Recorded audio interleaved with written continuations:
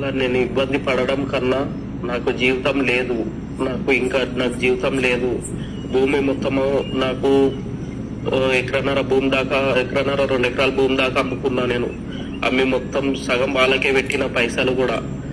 వాళ్ళు ఏం చేసిరో ఏం చేసుకురో తెలియదు. వాళ్ళు మొత్తం నా దగ్గర పైసలు వసూలు చేసి అంతా నన్ను లాజ్ చేసి, ఇప్పుడు నాకు పుట్టిన నా పిల్లలకి 2 పిల్లలు నాకు వాళ్ళకు భూమి లేకుండా చేసుకున్నా. నా చేతులారా నేను అమ్మాయిని నమ్మి, నేను అసలు భూమి లేకుండా ఏది లేకుండా అప్పుల పాలయ్యి వాళ్ళని నమ్మి అది చేసుకున్నా.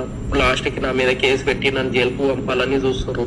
దాంతో నన్ను ఇంత మోసం చేసినందుకు అక్షయని వాళ్ళ కుటుంబంలో వాళ్ళ నాన్నమ్మని వాళ్ళ అమ్మని ఎలాగైనా నేను చంపి, నేను నా కుటుంబం ఏమైనా చేసుకొని చనిపోవాలని చెప్పేసి నిర్ణయించుకున్నా.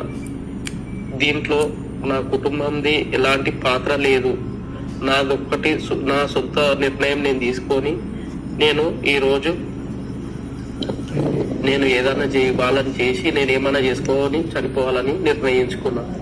దయచేసి నాకు ఇంత వరకు రావడానికి కారణం వాళ్ళ కుటుంబం మరియు వాళ్ళ మామ రాజు, సీను, సంగీత, వాళ్ళ పెద్దనాన్న కొడుకు నరి అనే అబ్బాయి.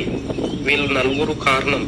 నా చావుకి వాళ్ళ చావుకి అందరికీ కారణం వీళ్ళే. కాబట్టి వీళ్ళ మీద మేము చనిపోతే వీళ్ళ మీద చర్యలు తీసుకోవాలని కోరుతున్నాను.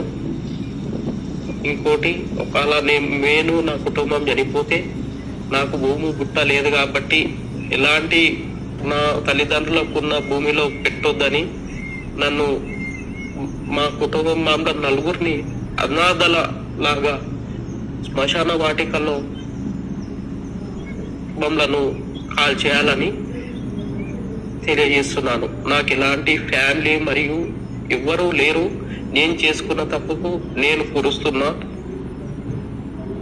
నేను చేసిన తప్పుకు నేనే శిక్షించుకోవాలని నిర్ణయించుకున్నా. కానీ నన్ను ఇంతవరకు అన్యాయం చేసినందుకు నేను జీర్ణించుకోలేకపోతున్నా. కాబట్టి వాళ్ళని ఎలాగైనా హత్య చేయాలని నిర్ణయించుకున్నా. ఇలా నేను ఇబ్బంది పడడం కన్నా